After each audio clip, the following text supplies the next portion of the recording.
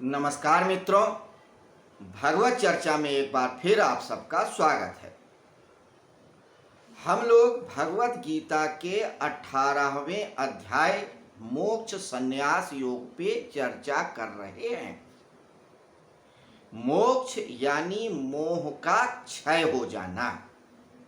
मोक्ष यानी वह परम स्थिति जहाँ पहुँच करके कहीं पहुँचना नहीं, जिसे जान करके कुछ जानना शेष नहीं, जिसे पा करके कुछ पाना शेष नहीं, वही परम स्थिति है जिसे मोक्ष कहते हैं, जिसे परम धाम भी कहते हैं, जिसे शिव धाम भी कहते हैं, जिसे विष्णु धाम भी कहते हैं, जिसे बहुत बहुत नाम से पुकारा जाता है, वही मोक्ष जो जन्म और मृत्यु से परे है।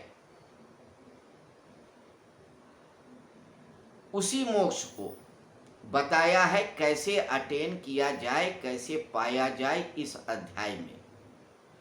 तो भगवत गीता का उद्देश्य ही यही है कि मनुष्य को मोक्ष की प्राप्ति कैसे हो ये बताना। तो पूरी भगवत गीता में यही बताया है, लेकिन इस अध्याय में इसका सार और संक्षेप बताया है। अभी हमारा प्रकरण जो चल रहा है उसमें ये था कि भगवान श्री कृष्ण ने 2 श्लोक पहले कहा था कि हे अर्जुन, जो परम भक्ति होती है वही परम श्रेष्ठ है, सबसे श्रेष्ठ सहज और सरल मार्ग है परम भक्ति, यानी शरणागति। जब व्यक्ति अपने आराध्य के प्रति बिना शर्त समर्पण कर देता है, अपना मान सम्मान, धन दौलत, रुपया पैसा, इच्छा अहंकार सब कुछ, उसमें कोई शर्त ही नहीं होती कि मोक्ष मिलेगा या नहीं मिलेगा, सुख मिलेगा या नहीं मिलेगा, उसके बिगड़े काम बनेंगे कि नहीं बनेंगे, कुछ नहीं, नथिंग, जस्ट सरेंडर कर दिया। अब तुम ही हो, तुम ही संभालो। जीवन का रथ सारथी को दे दिया।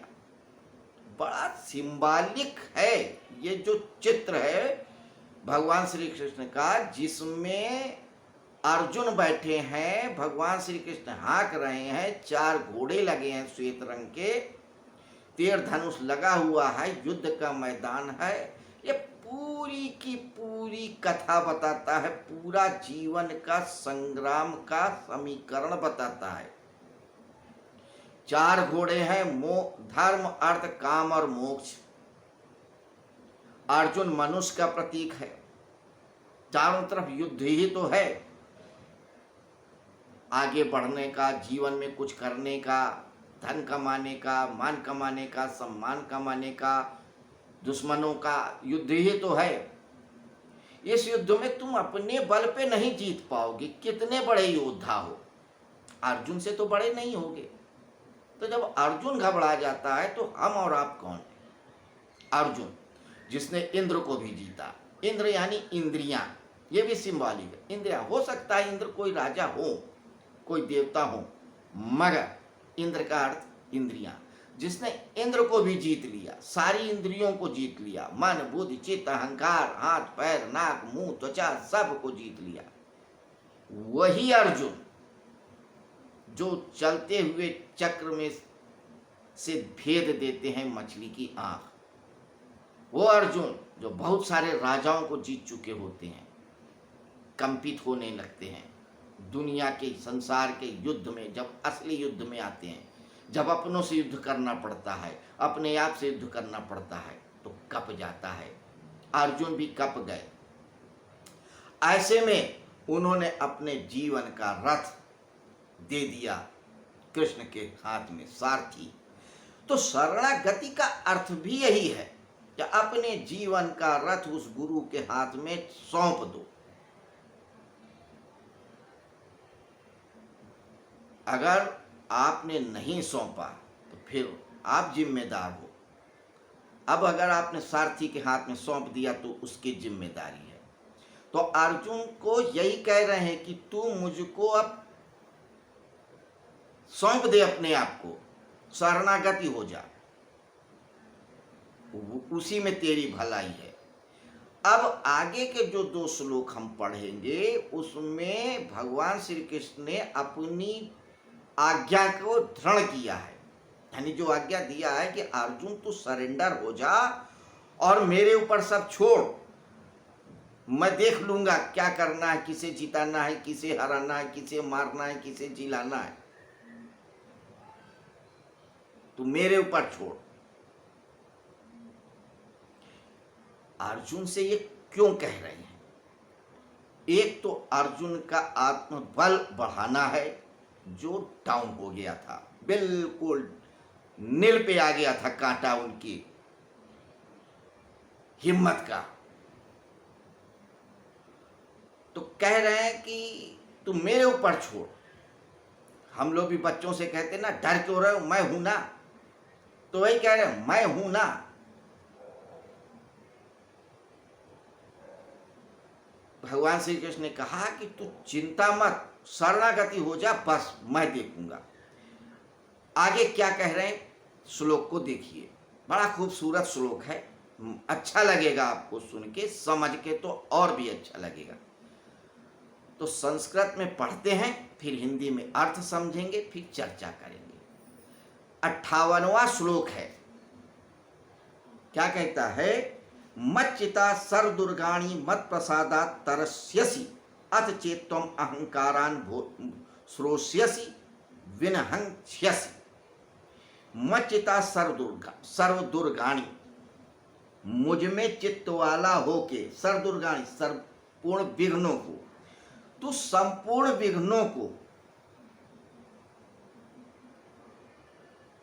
और समस्याओं से तर जाएगा, यानी कि पार हो जाएगा, मुझ में चित्त वाला हो जाएगा। बस चित्त का मतलब, चित्त का काम होता है जानना, और चित्त ही सोचने का भी काम करता है, चित्त ही निर्णय भी लेता है, चित्त ही जानता है। चित्त के 4 काम हैं। जब विचार करता है तो मन हो जाता है, जब निर्णय लेता है तो बुद्धि हो जाता है, जब जानता है तो चित्त हो जाता है, चित्तम संज्ञाने। तत्व एक ही है, कार्य 4 हैं, इसलिए वो 4 अंग कहे हैं विद्वानों ने, मन बुद्धि चित्त अहंकार अंतःकरण। जैसे एक ही व्यक्ति है, स्कूल जाता है तो टीचर हो जाता है, घर में आता है बच्चों के लिए पिता हो जाता है, पत्नी के लिए पति हो जाता है, मोहल्ले वालों के लिए पड़ोसी होता है। तो पदार्थ वही है, विभिन्न विभिन्न कार्यों से उसका नाम बदल जाता है, बस। तो कहते हैं तू अपने चित्त को मुझ में लगा दे, तो क्या होगा? तू संपूर्ण विघ्नों से तर जाएगा। अब अर्जुन को आगाह भी करते हैं, वार्निंग भी देते हैं, समझाते भी हैं। क्या? अगर तू नहीं माना तो अहंकार के कारण तेरा पतन हो जाएगा। अहंकार ही है जो हमको रोके रहता है शरणागति होने से। हम जल्दी किसी को मानते ही नहीं। अरे हम किसी से कम है क्या? हम किसी से ज़्यादा जानते हैं क्या? हम किसी से कम पैसे वाले हैं क्या? हम अहंकार, यही शरणागति के रास्ते में रुकावट होता है। भगवान के पास भी नहीं हम समर्पण करते हैं, मजबूरी में ही जाते हैं। जब मुकदमा हारने की स्थिति में हो, ईडी का छापा पड़ने की स्थिति में हो, बच्चे की नौकरी न लग रही हो, बेटी की शादी न हो रही, कोई भी प्रॉब्लम हो, तभी हम जाते हैं, वरना भगवान को याद नहीं करते। दुख में सुमिरन सब करे, सुख में करे न कोई। तो सुख में भी अगर आप समर्पण कर देंगे तो वो आपके सारे कष्टों को, विघ्नों को हर लेंगे। अब अर्जुन के लिए कहते हैं, देख अगर तू समर्पण करेगा तो मैं देखूंगा, और नहीं तो तेरा पतन तय जान। तेरा पतन तय जान। अब ये तुम पे है कि तुम क्या निर्णय लेते हो। अब भगवान श्री कृष्ण अगले श्लोक में और क्या समझाते ये हम कल देखेंगे। आज इतना ही। आज हमने भगवत गीता के 18वें अध्याय मोक्ष संन्यास योग के 58वें श्लोक पे चर्चा की। 78 श्लोक हैं इस भगवत गीता में, 700 श्लोक हैं। धृतराष्ट्र, संजय, अर्जुन और भगवान श्री कृष्ण के बीच वार्तालाप है। धृतराष्ट्र अज्ञान के प्रतीक हैं, धृतराष्ट्र दृष्टा के और साक्षी भाव के प्रतीक हैं, अर्जुन मनुष्यता के प्रतीक हैं, भगवान श्री कृष्ण पूर्णता के प्रतीक हैं। खैर, तो कल फिर मिलेंगे इसी समय, इसी जगह, इसी वक्त नए श्लोक पे चर्चा करने के लिए। नमस्कार, शुभ रात्रि।